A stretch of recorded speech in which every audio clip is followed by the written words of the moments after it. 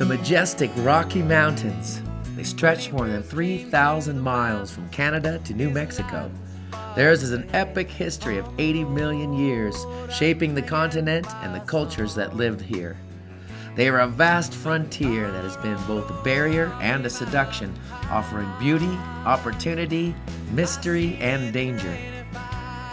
There are still places amongst these magnificent peaks and valleys where man has never set foot. Come along with me, Ted Vigil, as we explore this fascination called the Rocky Mountains. Rocky Mountain High, Rocky Mountain High. Hi folks, thanks for stopping by. Today we're in Cripple Creek, Colorado, located about 45 miles west of Colorado Springs. Legend has it got its name from a cow who fell into the creek and broke her leg. In 1890, Robert Womack discovered a rich ore, and the last great Colorado gold rush began. Thousands of prospectors flocked to the region. It became one of the largest gold strikes in history. It's estimated $500 million worth of gold was dug from the Cripple Creek hills. Amazing. So what's left of a once thriving mining and gambling town? Well, let's take a look. I think you'll be surprised.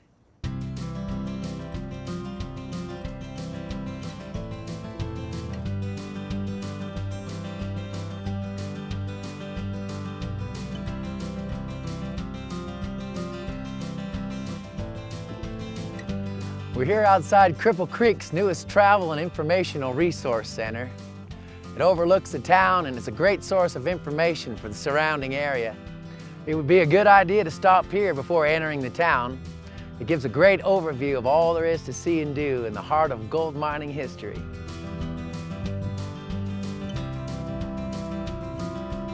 We kind of progress through the history. We start with the early explorers here. We talk about the Ute Nation, the Indians that were here originally. Then we talk about the first mining days, how the gold was discovered. And it's all, like I said, a real compact lesson, history lesson on Cripple Creek. This facility is designed in a style reminiscent of the town's heyday. However, the technology is all 21st century. State-of-the-art doesn't begin to describe what awaits you here. There are multiple hands-on exhibits that combine interactive technology with audio and video techniques. So I like to share this particular display because it explains about all the different trains that used to come up here, of course, bringing supplies up to the residents as well as taking the gold ore down to Colorado Springs. So you can interact with this and it'll trace any one of the lines that came through here. We had railroads coming up from Canyon City, from Florence, from Colorado Springs, all coming up here to keep us going. We have a little tunnel kids can go in and kind of gives you a feel of what it would be to hard rock mine. Okay, I gotta do it. That's an experience for the kids to have. Yeah. Right. I can see where the kids would love that. Yeah, right? That's great. Before you leave, we'll give you any sorts of information maps, things to go see, places to see, stop, eat, stay. This is an opportunity to fully immerse yourself in the glory days of the world's greatest gold camp. Cripple Creek was founded on one thing, gold. And that gold came out of mines like these that can still be found all over these hills. And that's what gave this town its storied history. Back in the day, this was cattle country. A rancher from Colorado Springs brought his cattle up here every summer, and a man by the name of Bob Womack, who was part of the family but also worked here, come up here and stayed with the cattle every summer. And with his little bit of geology background, he kind of knew that there was gold-looking rock in the area, and he tried for 3 years to get people to believe him. And he finally took some down and got it assayed. So then they believed him, and then the rush was on. You had people coming up Ute Pass in droves, wagons across a rickety one-way road. Eventually, as the city started to settle, of course we went from 15,000 to 1,500, or excuse me, 15 residents, 50,000 in less than a decade. Wow. You've got to get a lot of things up here. Yeah. With the railroads, they brought a lot of items up here to keep people families fed and clothed. And in fact, we were probably bigger than Denver at one time. And people would come up to Cripple Creek to go shopping because we had better shopping facilities than they did in the other cities in Colorado. The Cripple Creek Victor Gold Rush was the greatest gold rush in the U.S. We took more gold out of Cripple Creek and Victor than California and Alaska's gold rush combined. Out of Cripple Creek, we had the first millionaires come out of Cripple Creek for the state of Colorado. Yeah. Unfortunately, Bob Womack was not one of them. He unfortunately died broke. His gold mine he sold to somebody for $500 and a case of whiskey because he liked his whiskey a little too much. But there was over $4 million worth of gold taken out of that mine after he sold it.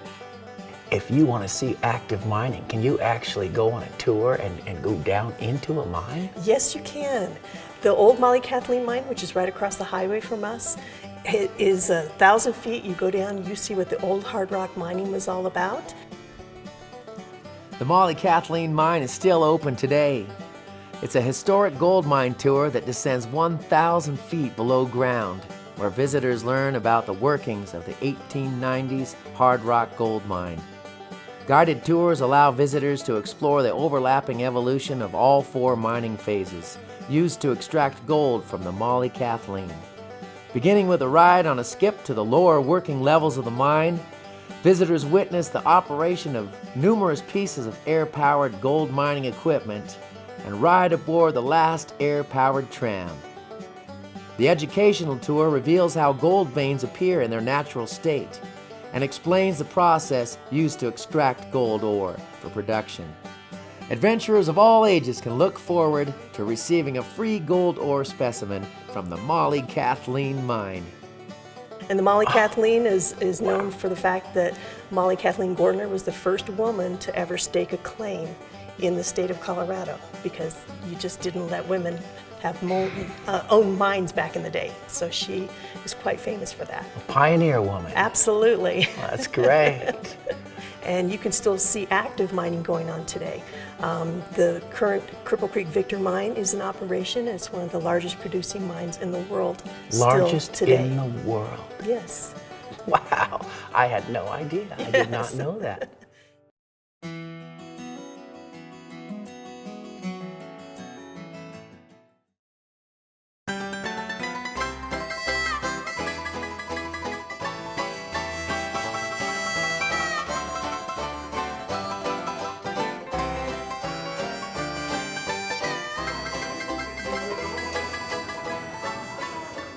Frontier miners were used to taking chances, so it's no surprise that with gold came gambling. Saloons and gambling halls abounded, offering prospectors the chance to double their money or lose it all. Cripple Creek has kept up with the changing times and offers several state-of-the-art casinos to visit. But today we're stopping by Bronco Billy's.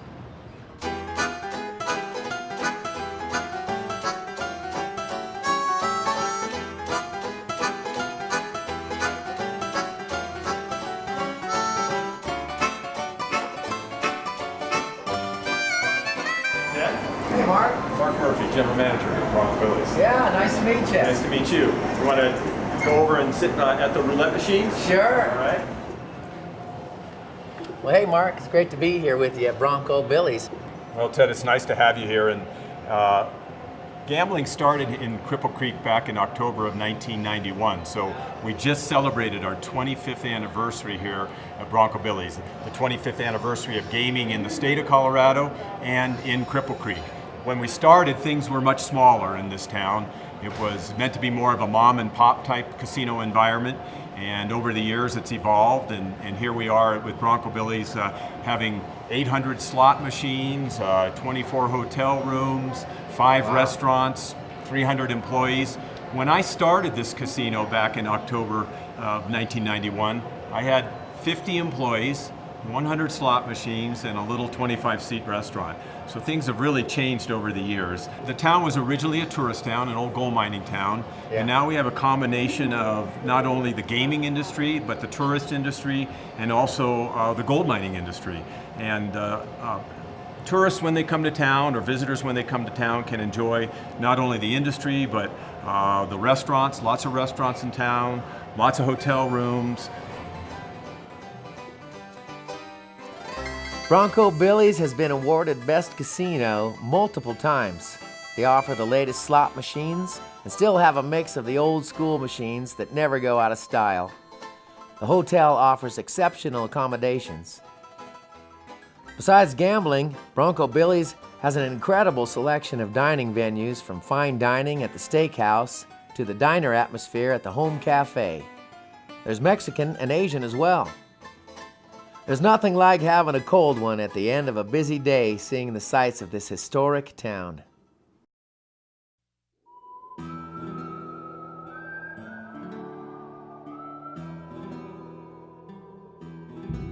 In the late 1800s, the promise of an easy fortune lured many people to the gold mines. In just 10 years, the population grew from 15 to 50,000. Like every other western gold rush town, Cripple Creek had its fair share of miscreants and troublemakers.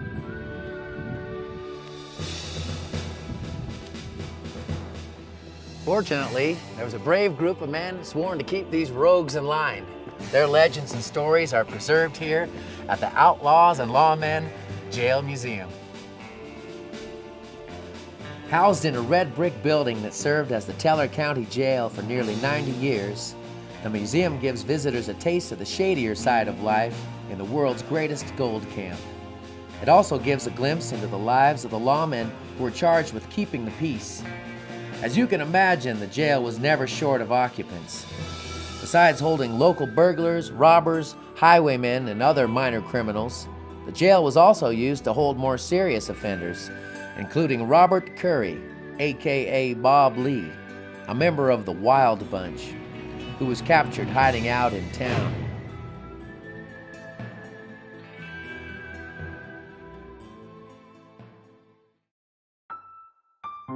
This is the Homestead House, Colorado's only bordello museum. Formerly the most posh parlor house on Myers Avenue, the Homestead offers an informative guided tour that is indeed family friendly. You're sitting in the last of the parlor houses of Cripple Creek.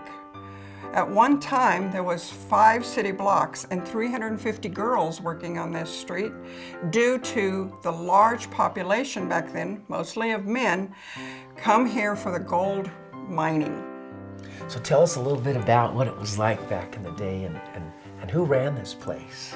This house was built by Pearl DeVere. Well, of course, Pearl built her first house here in 1892 because the gold rush started about 91. It was a wooden structure that burnt down in 1896, but Pearl wasn't going to lose much money as she had this house rebuilt in brick within 4 months. We were the most expensive parlor house on Myers Avenue. You have to understand that only the richest, most prominent men came here. She charged big prices, but we had at least 24 millionaires here, so there was no shortage to help. Now, Pearl was known to be quite a stunning lady, rode about town on her black stallions, but she was also known to be quite a philanthropy person, I would guess you would say, but loving person. She helped the schools here in town, the churches, she gave them money. If a miner was killed in an accident, she was one of the first who sent assistance to the family. We also found an article where she bought the boys of this town their first baseball uniforms so they didn't have to pay in their underwear in Victor. In this place, when people come to visit, most of the house is in the original form, is that right? In the original furniture? I wouldn't say every piece of furniture is original, but most of it, and we've, was brought back in or was here. We were very lucky that this house is still standing and so much was left behind. Yeah, it's such a beautiful place, and I'm sure people would love to come and visit and hear the stories. Yes, and we do a half-hour tour that tells them all the stories, the history of the house, stories of Pearl. So I think they get their money's worth for $5. Oh, certainly.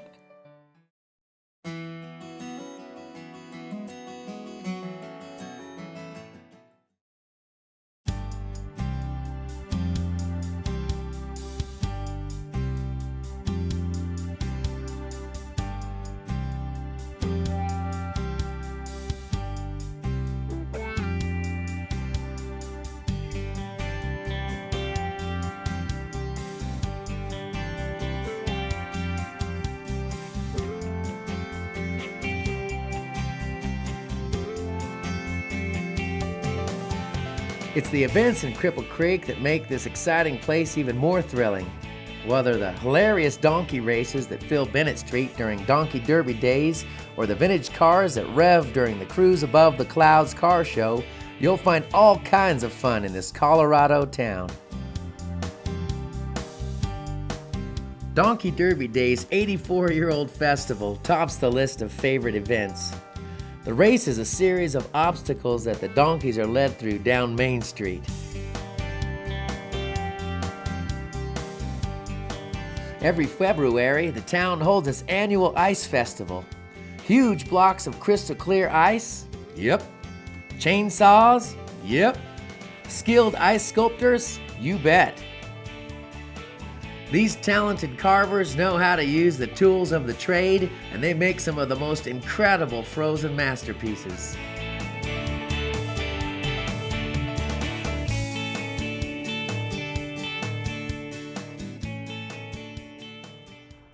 Well, it looks like we're at the end of the day here at Cripple Creek. I hope you've all enjoyed the show today, and we look forward to seeing you again on Rocky Mountain Road.